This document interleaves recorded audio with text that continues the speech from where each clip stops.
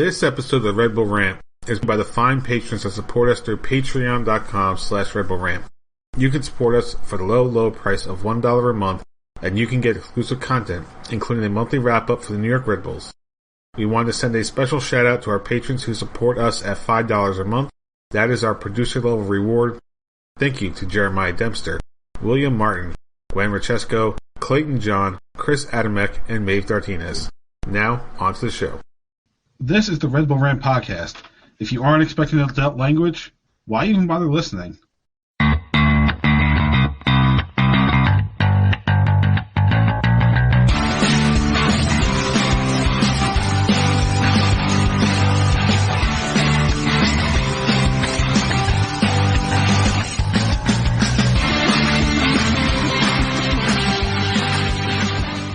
Welcome, my friends, to the Shouldn't Have Rants. This is the Red Bull Rant podcast. I'm your host, Jason Iapicco. I'm Pat McDonald. I'm Truman. This episode 387, the old 3-1. Yeah, it's been a long time since we had a 3-1. Yeah, seriously. So we'll get to the Red Bulls in a second. I think we need to just have a quick message of around world events, and clearly by now everybody knows what's going on with Russia and Ukraine. I'm pretty sure I speak for the three of us where we all are on the same page that what Russia is doing is wrong, and we all stand with Ukraine in this situation, and we hope it gets resolved very quickly with the minimal amount of bloodshed required to get there. Hopefully zero, but I know that's not unfortunately the case. So yeah, unfortunately not, but yeah, doesn't look that way now.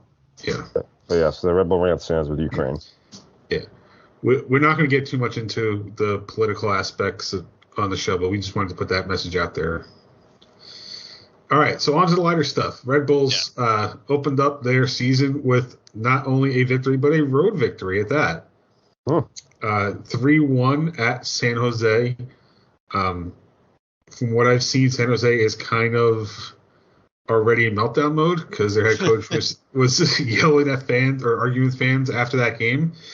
So we'll take it with a grain of salt, but I think it's a good sign to see their team not only win, but put a game away towards the end. So let's get into this with our likes and dislikes. Pat, you can go first. What did you dislike about this match?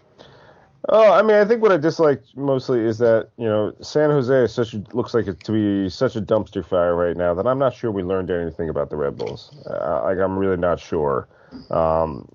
Yes, I think for periods of the game they looked impressive, but also for periods of the games, I feel like that if they were playing a better team, they would have been punished. I guess the good thing is we got two designated players. I think Fletcher is a designated player.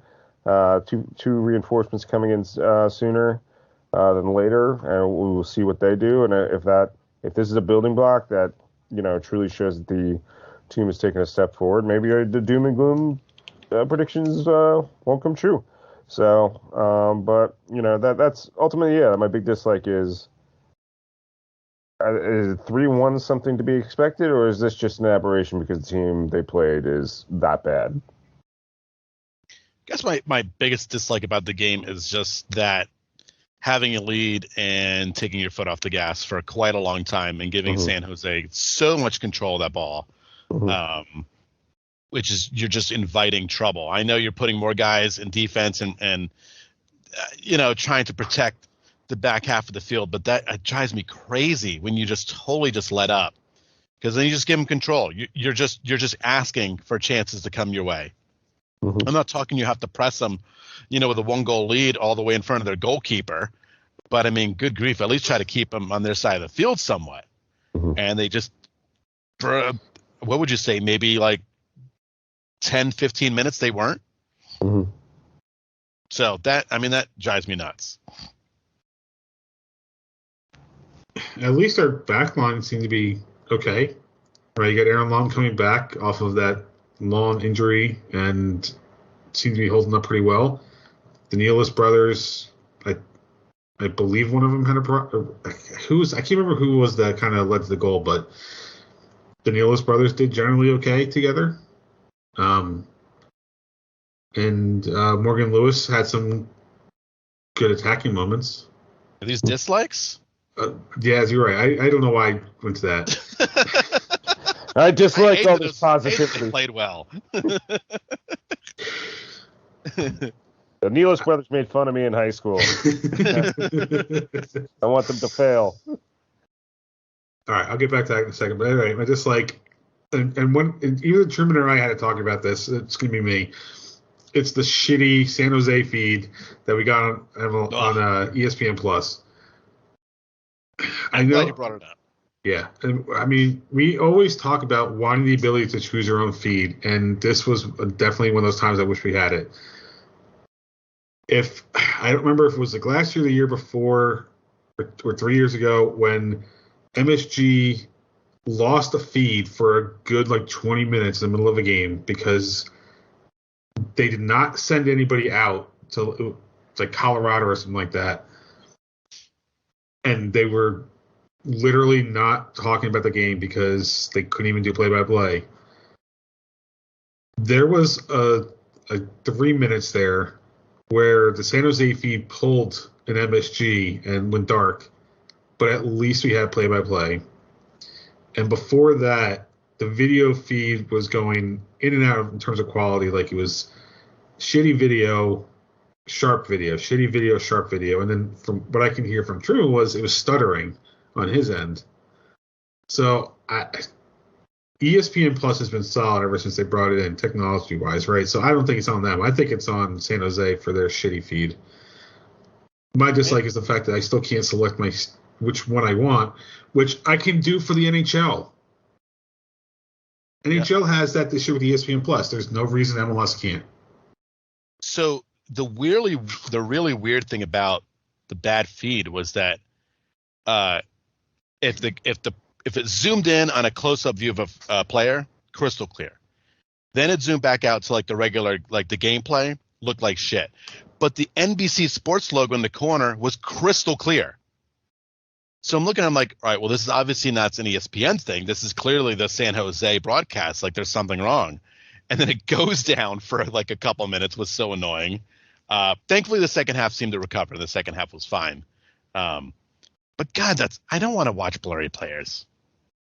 God, it's making my eyes hurt. I don't know about you, but for me, for some reason, after the feed came back in the first half, it was like perfect the rest of the way through.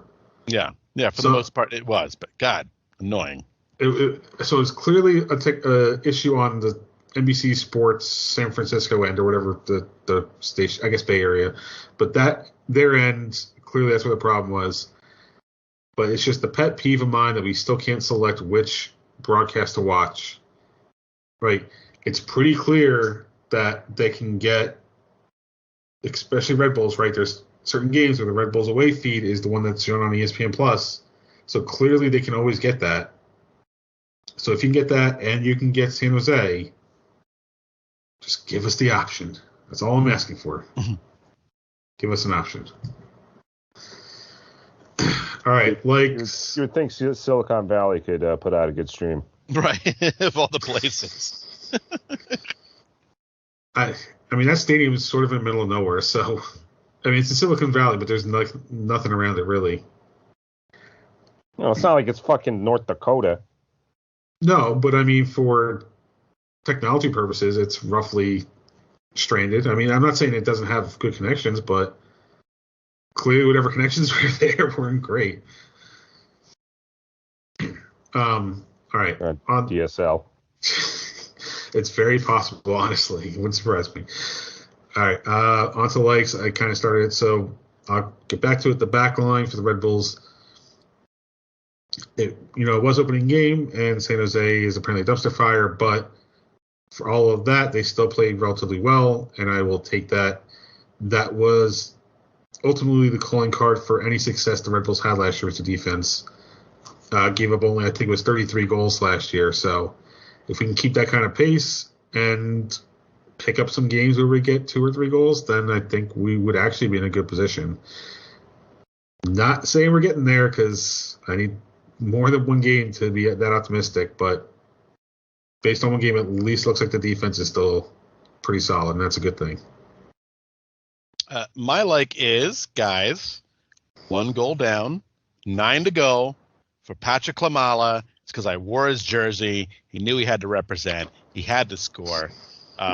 Great goal right at the first half, and it was not a penalty kick. So there we go. He's off to the start that we wanted. Red hot.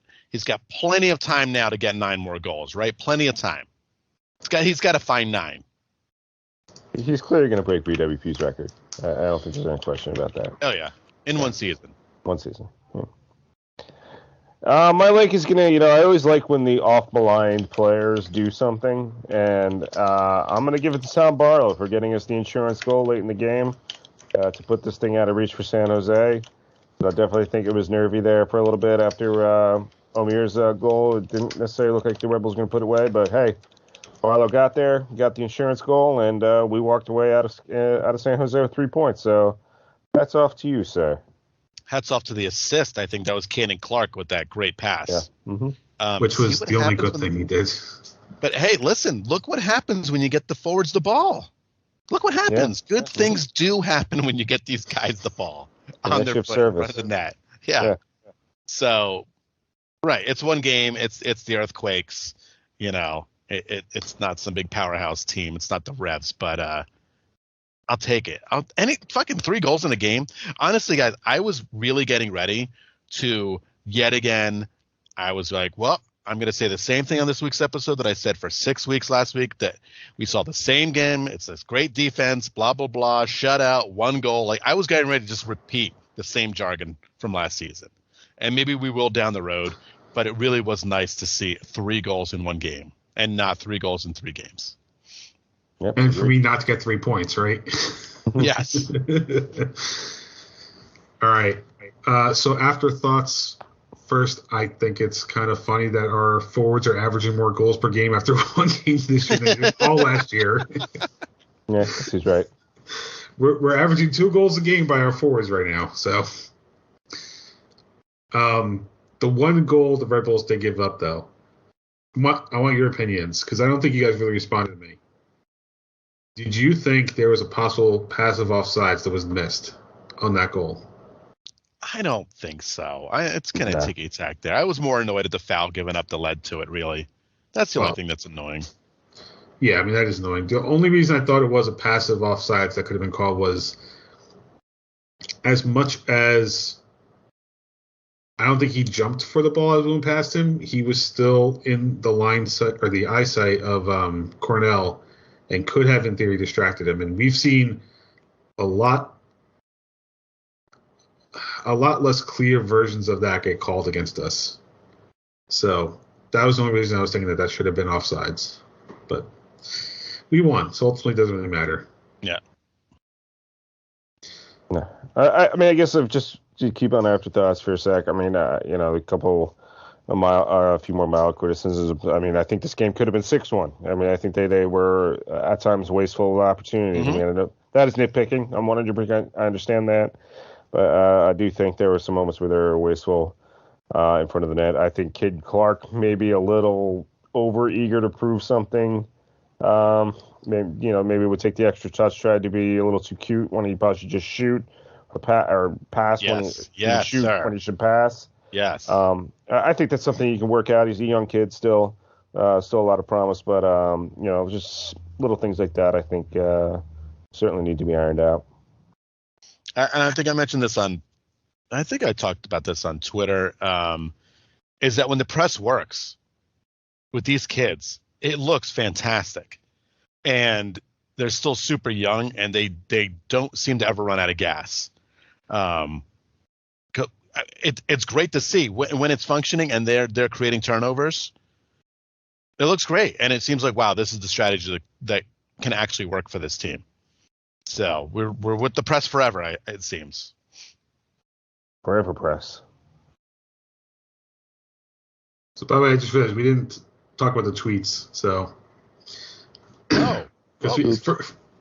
we're still preseason mode. All right. Yeah. So here are the tweets from the San Jose game. First, Rachesco on Twitter. Interestingly, Omir Fernandez's initials can be arranged to spell OMFG, which sums up my reaction to Red Bull's 3rd goal. Does this mean we have to lay off Barlow this year? For one game. I think they're gonna trade into Vancouver. And then Brian White will come back to us somehow. All right. At Steven Santos at Creepy Taxi. So we won, and it was on the West Coast too. Surprisingly nice win to start the season on the road. Yep. And the last one is Jeremiah at Red Coach J. We need to start a ranking of Tolkien's haircuts because I'm working on a theory that the more faux hockey they are, the better the team plays. Discuss. Oh, and Goodwin and stuff. Oh man, that was a sweet do. I have to say that was pretty magical. Whatever you want to call that, it was impressive. It was definitely a haircut. Yeah. I did not expect him to come out with the two-tone to start the year. His last name is Tolkien. I don't know. Haragon? Huh? I mean, we got to get some Lord of the Ring references for this guy all season, I think. So you're telling me I need to get some Lord of the Ring and Hobbit audio clips is what you're saying? That's right. Not so much the Hobbit, just the Lord of the Rings. Yeah. I've read The Hobbit. I have not watched it. I guess it's not worth it. I mean, if you got 7.5 to 8 hours to kill, it's movies. All right. Anything else for afterthoughts? No. Super pumped. Very happy. Yep. Okay. Was a surprise. So then let's talk prediction standings. Only I got anything. I got 1 point to start the year. So I am technically in first place. And as is Adam Wrigley. True. But I can already feel the belt around my waist again. So. All right. Let's talk about the Red Bulls' next match. On Saturday, March 5th, 2 p.m. Eastern Time, Red Bulls will be traveling to Toronto FC. The game will be broadcast on MSG and MLS Live on ESPN+. Predictions. Before I get to mine, isn't the logic usually that teams in the North/East Coast don't get early games because of weather? We played Champions League games in February, so yeah, but like we get to start 2 weeks on the road.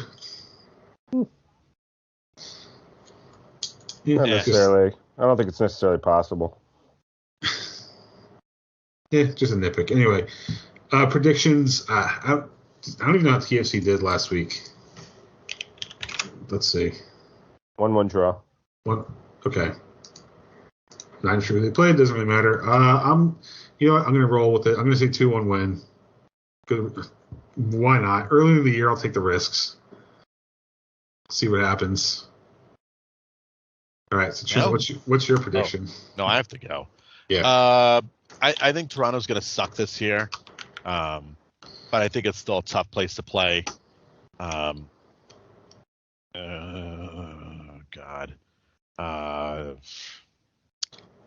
Jeez, I don't know. I'm gonna say a 2-2 draw. I'm gonna say a 2-2 draw.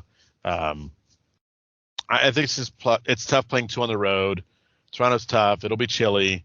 I think getting 4 points out of the first 2 games on the road. I think that's a fantastic start to a year. So I looked up the temperature. It's supposed to be 35 degrees and cloudy in Toronto on Saturday. Oh, it's not terrible. Yeah, it's not terrible. So I am going to have to say I'm sticking with a loss. Again, I disagree with Truman. I actually do think Bob Bradley is going to turn Toronto around this year. I'm going to go with a 2-1 loss.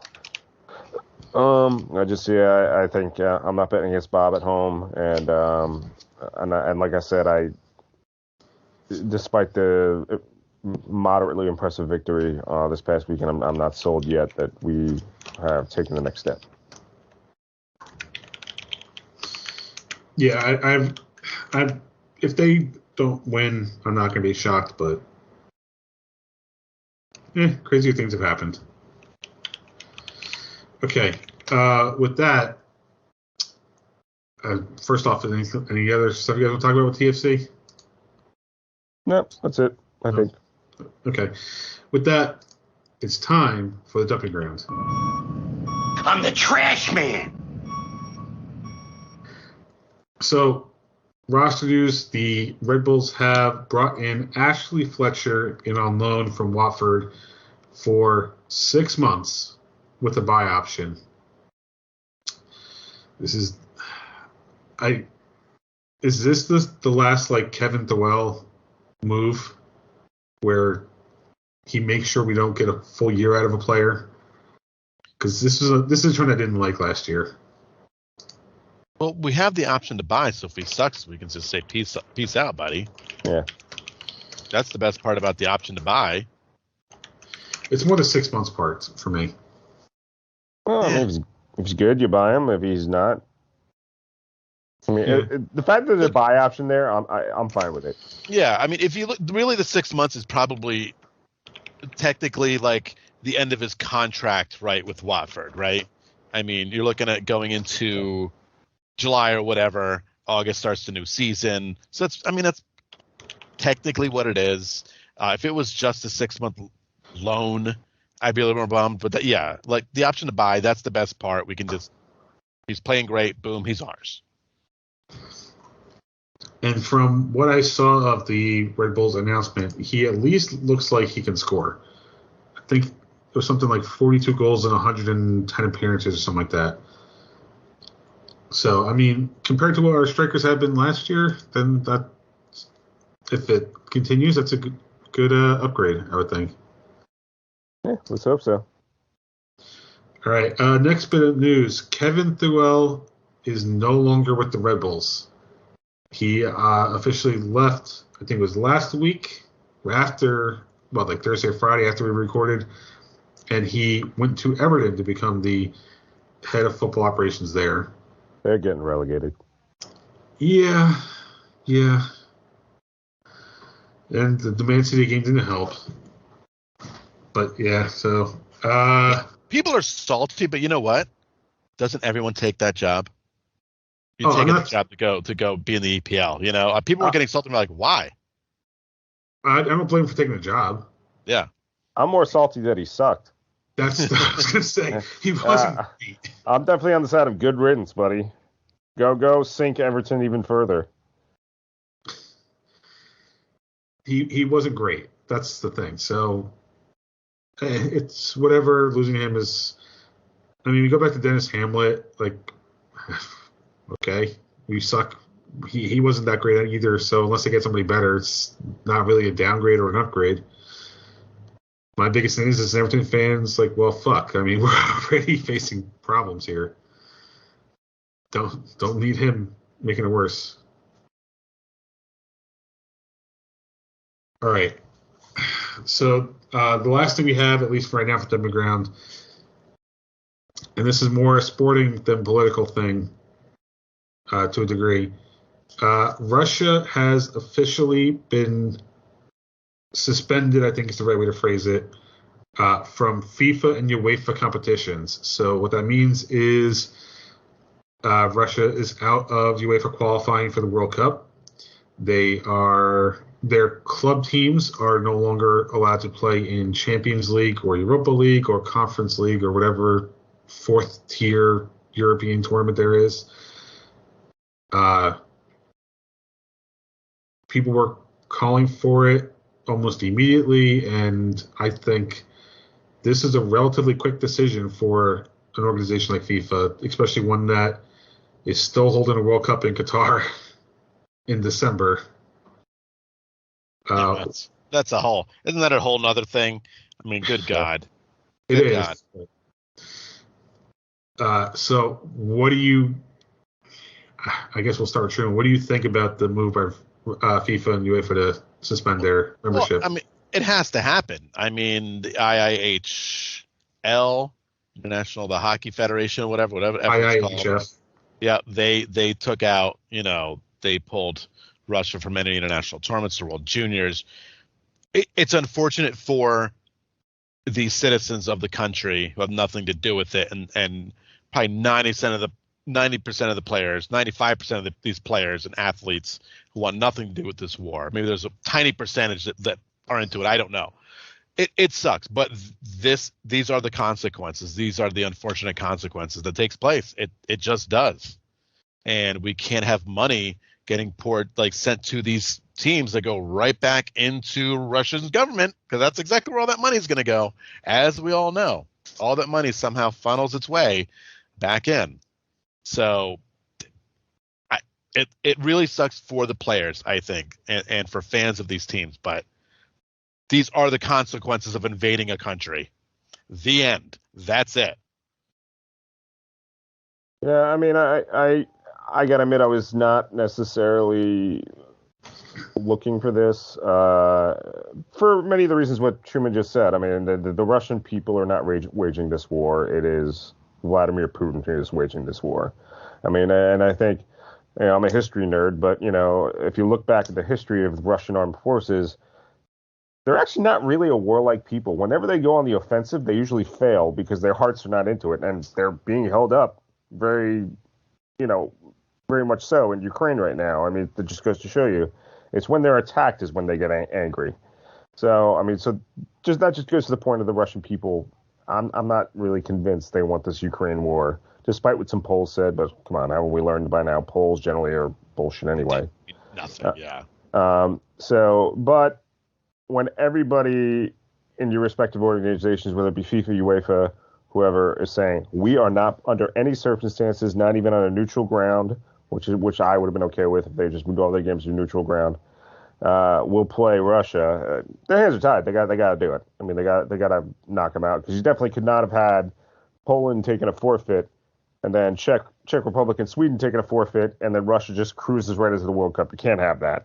Right. So, I mean, I think I definitely did agree that pulling the Champions League final out of St. Petersburg, that made sense 100%. But, it's when the rest of the world refuses to play you, I mean, they really have no choice. And I guess hats off to those organizations. I mean, yeah.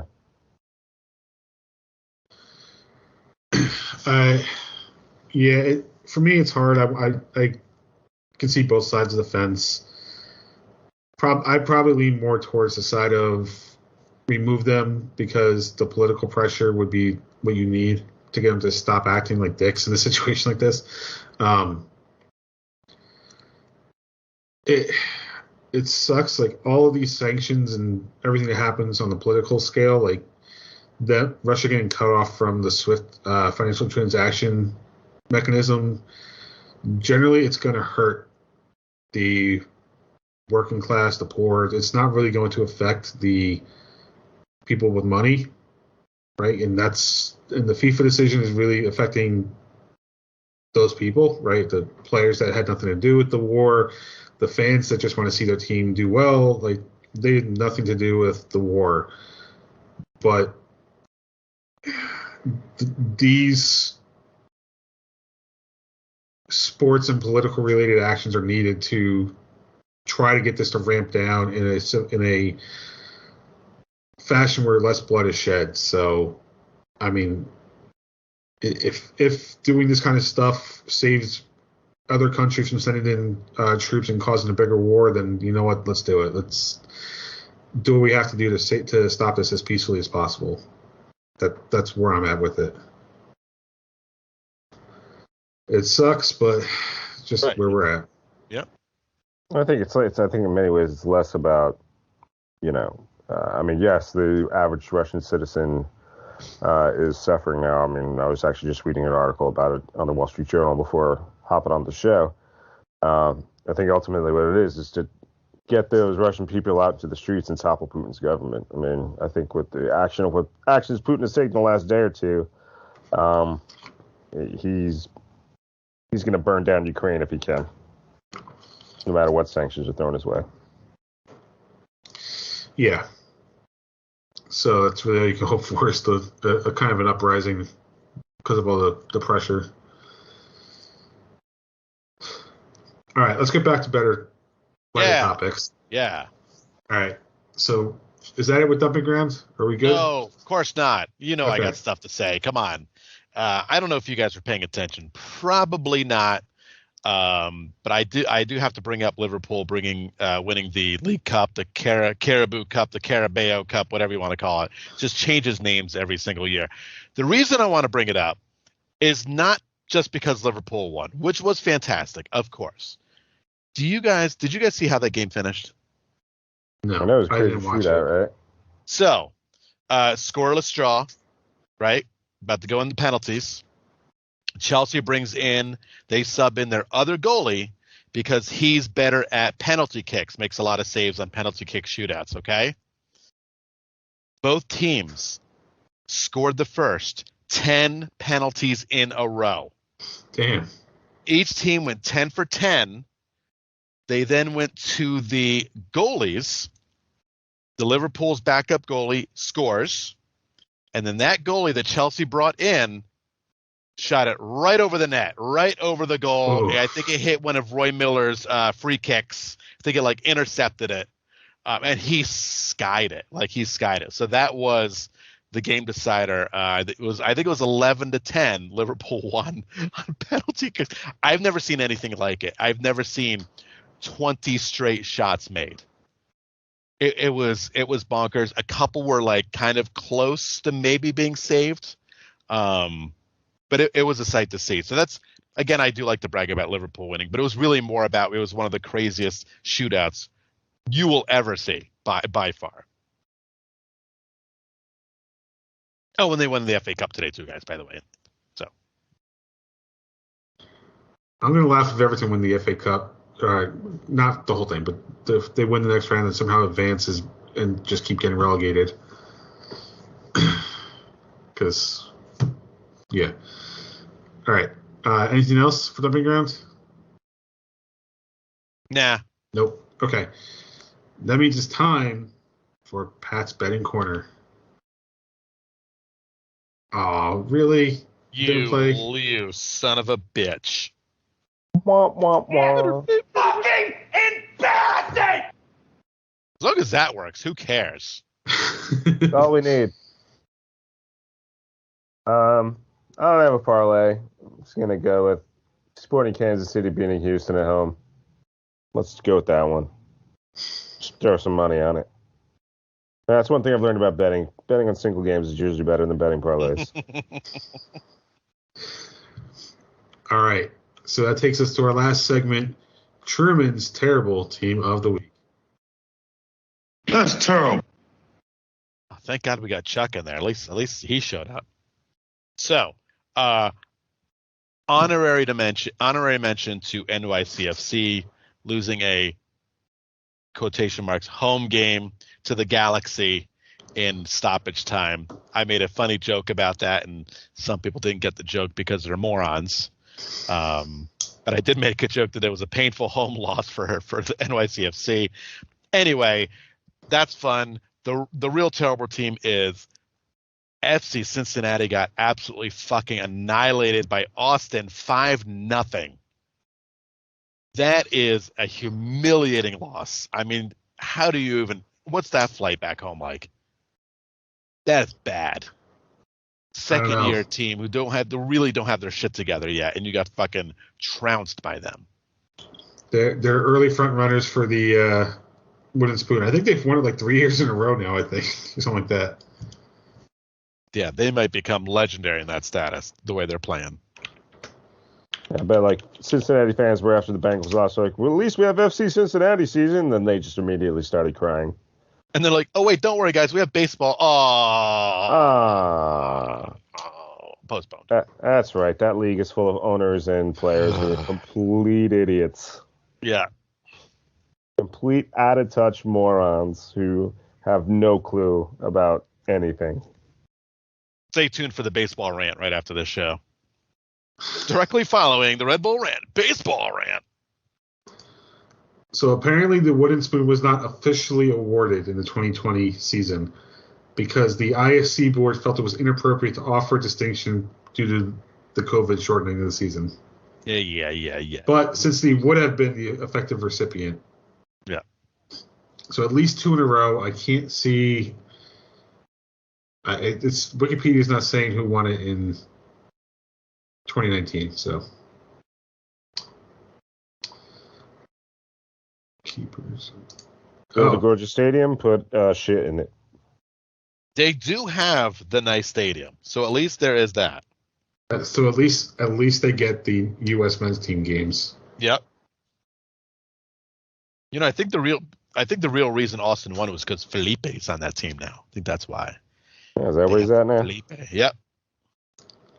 Gonna score some face goals. Yeah, probably. And it's his constant agitation of Cincy players unnerve them. Yeah. All right.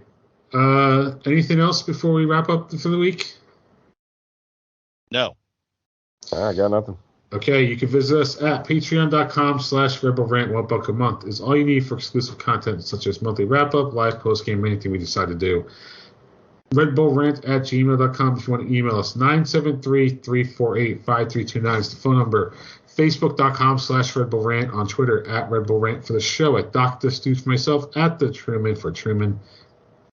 Subscribe to our show via iTunes, Stitcher Radio, YouTube Music, YouTube, SoundCloud, Spotify, pretty much anywhere you can find a podcast. Last words before we get out of here. Yes, MLS. It would be really nice if you stopped scheduling these games when I have to work. Right, right in the heart of the workday, not at like the end of the workday. No, right in the meaty chunk of the workday. So now I have to avoid social media, as you guys know, impossible. Try to get home. Try to avoid it. Try to get home. Watch the game. Can we blame Canada for this one since it's at the Yeah, ESC? absolutely blame Canada. 100% blame Canada. That being said, I'm sorry, Pat. What were you going to say? I was going to say I literally thought he was setting up a soundbite. Like he just he'll have I it wish. ready. I wish that would have week. been the perfect soundbite setup. But Next no. week. I'm not your friend, guy.